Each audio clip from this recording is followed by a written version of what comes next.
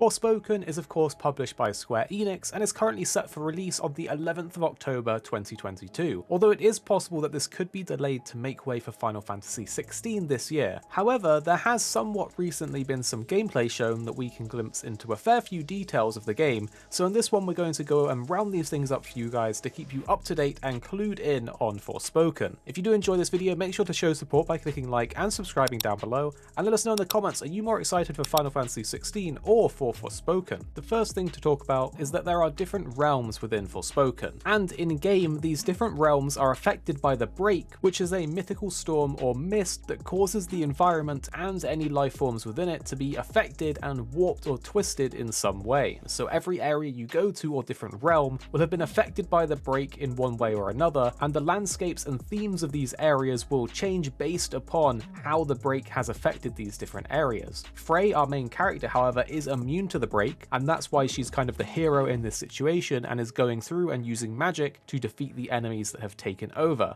The different realms will gain different visual characteristics, such as this sideways city, where the area is twisted and unnatural in its layout, which will allow for some interesting parkour and combat within this area. And supposedly the other areas will be affected differently, so they won't all be sideways cities like this one. The game has also been made with the PS5 hardware in mind. The particle effects and many of the spells do look really great from what we've seen so far, and this is because they've been developing the game with the enhanced hardware of the PlayStation 5, which allows them to push the limits on the amount of particles as well as the movement and multiple spells that can be on screen all at the same time. So when Forspoken does come out, it could be one of the few games that pushes the PlayStation 5 to the limits, but we're going to have to wait and see how far they push the limits with it once we've got our hands on the game. But they have said that they are making the game, of course, with the PS5 hardware in mind, and it's what's allowed them to make the visuals look as good as they are for the spells so far. And now we need to talk about the spell triangle. Frey will have access to 3 different types of magic that are on different cooldowns, and this is shown through a triangle in the lower right of the UI on the screen. Her attack magic is the bottom right of the triangle, and this can be used over and over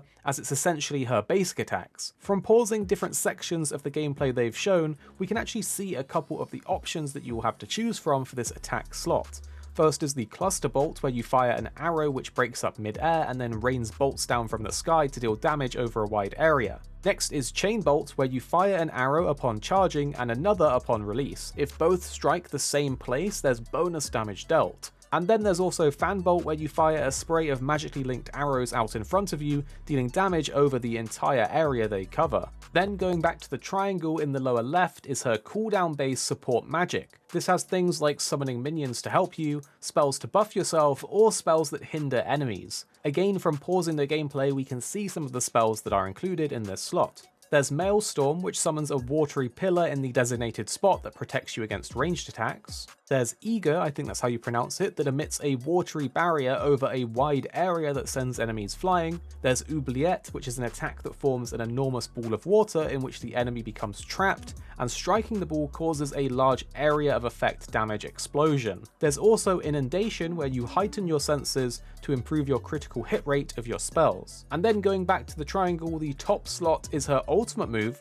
which allows her to cool down a huge magic damage attack like big walls of fire or massive AoE lightning storms, or other elemental types like water as well. Again, within these 3 different magic slots, it looks like you can actually swap out the spell within that slot on the fly even during combat. So overall, it looks like you'll be able to dish out a lot of different magic and different elemental magic spells in quick succession, and this combined with utilizing the PlayStation 5's hardware will really allow for some crazy visual effects on the screen. We also have to talk about parkour and your stamina, because on the lower left of the UI there is Frey's health bar, but also what looks to be some kind of stamina bar. Dashes will consume some of this bar, but Frey can also use her elemental magic to help her with traversal, such as using water magic to do a float-like effect while falling, which allows her to jump off cliffs and other high places. However, this will drain the stamina-like bar quite fast, so using it right before landing seems to be the best way to utilize it, as there is full damage within the game. And next we need to talk about bosses, because defeating bosses seems to be at least one way to get more powerful within the game. Within some of the gameplay out there, Frey is shown fighting a boss on a bridge. The battle is kind of like fighting a dismounted knight's cavalry from Elden Ring.